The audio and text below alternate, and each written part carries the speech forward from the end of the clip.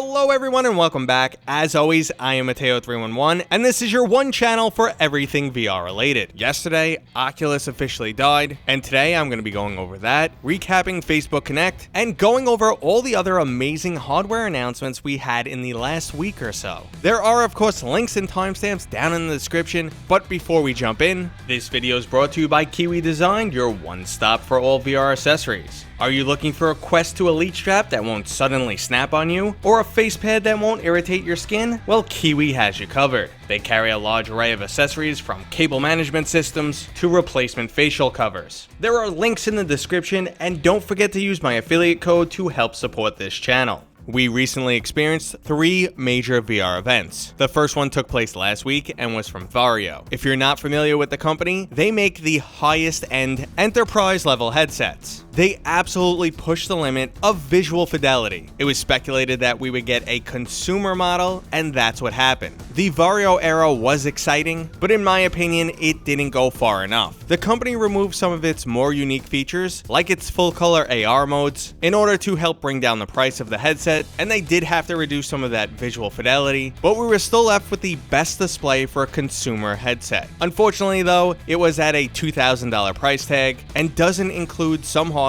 that has now become standard in a consumer headset, like a built-in audio solution and microphone. So overall, that was a bit of a disappointment. I already went into more detail last Monday about this headset, comparing it to a Valve Index and showing how it's not a direct upgrade. Now on Monday, Pimax stole the show with their Frontier event. They basically threw the kitchen sink at us and made some absolutely insane promises. Their new flagship product will be the Pimax Reality 12K QLED. And while that's a mouthful, this headset is basically capable of everything. The headset features 2 5-inch QLED mini LED backlit displays at 6K resolution apiece and 200 Hz. It also features a 200-degree field of view and a new dual lens design, which should help remove any type of distortion. There's built-in eye tracking for automatic IPD adjustment and foveated rendering. It features built-in audio from the same company that manufactured the Valve Index speakers. This is both a standalone and PC VR headset. It has a built-in XR2 chipset, which is the same one found in the Oculus Quest 2, and it's capable of split rendering, meaning it can leverage power from both the built-in XR2 chipset and an external PC. It's also capable of Wi-Fi 6E game streaming or WiGig 60 Hz game streaming. There's also the ability for face tracking and full body tracking with built-in cameras. And they even talked about a portable PC that you can carry with you to make this entire experience mobile. This is an absolutely insane amount of features that will come at a $2,400 price tag, with some of the items mentioned being additional upgrades. But to make things even crazier, if you buy a Pimax anytime between now and the release of the 12K, your entire purchase price can be deducted from the 12K. This is an absolutely insane deal. It's almost like putting down a down payment on the 12K and getting a free Pimax now. It's a really insane deal, which does make me question the company a little bit, as they don't have the best track record. Now, if they only deliver on half of these items, they still have a truly next-gen headset, and one I will be glad to support, which is great because it looks like Facebook's focus going forward isn't as gaming-centric as I would like it to be. So this brings us to the Facebook Connect event, or should I say the Meta Connect. That's right, Facebook has renamed itself Meta. Overall, as a VR gamer, this was an extremely disappointing event. Oculus Connect has officially been hijacked. It went from Oculus Connect to Facebook Connect and now just Meta. This event was not for gamers. It was for investors and stockholders. It was basically 90 minutes of Zuckerberg describing his ideal future for the metaverse. And while overall this might be good for VR, it was just extremely disappointing for gamers. We know what the technology is one day capable of, and I'm sure this did help excite investors and stockholders, but for many of us this was a cringy sci-fi pipe dream of the metaverse future. We're at least 5 years out from the bulk of the things that were described.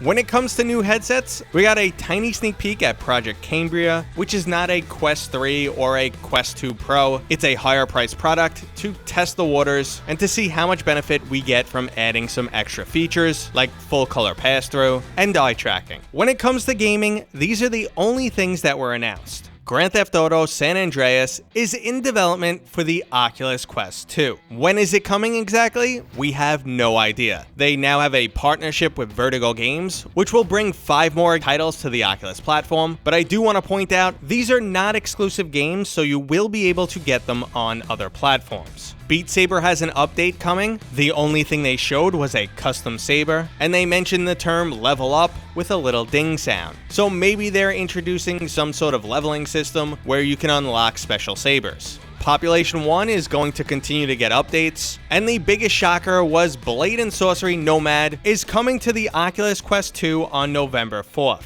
That's it when it comes to gaming. There are updates to fitness titles like Supernatural coming, and even some more fitness games on the way, but for overall new game information, that's it. That is everything. So gone are the days of, you can go buy Asgard's Wrath right now.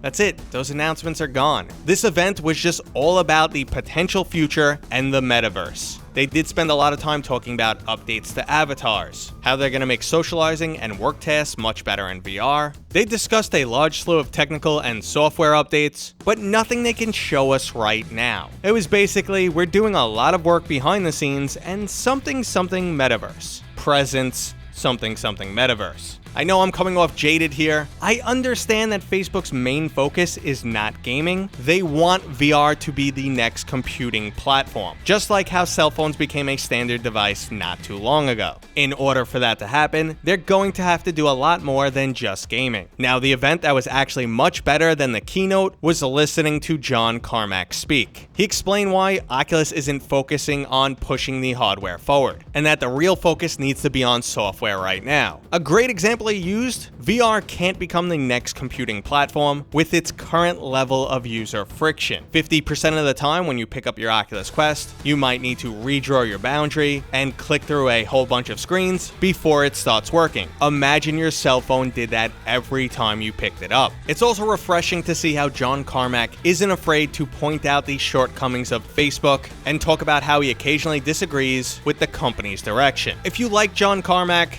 or you just want more information on why Facebook made certain decisions along the way, I highly recommend you check out his segment. It's just always extremely refreshing to hear him tell it like it is and not watch some cringy pre-scripted event. Now, I honestly have about 4 more pages of things that were covered during the event, but I don't find any of it really interesting, nor is it the typical stuff I generally cover. I know I say you're one channel for everything VR related, but this channel is still very gaming centric. Right now, the metaverse still looks like a pipe dream years away, and I'll continue to cover it as it evolves, but that's all I have to say about Facebook Connect, except for the fact that it was an absolute cringe fest and really hard to watch at times. But that's just my opinion, and maybe you guys felt differently. Okay, everybody, that was today's VR recap. I hope you enjoyed it. It was fun to actually get to live stream again. Haven't done that in a while. If you guys joined, thank you for coming. It was fun. Maybe I'll do it more in the future. Let me know down in the comments if you do want me to live stream again. But for now, if you enjoyed this video, go ahead and give it a thumbs up. If you're new here, please consider subscribing. And as always, I will see you guys on next time.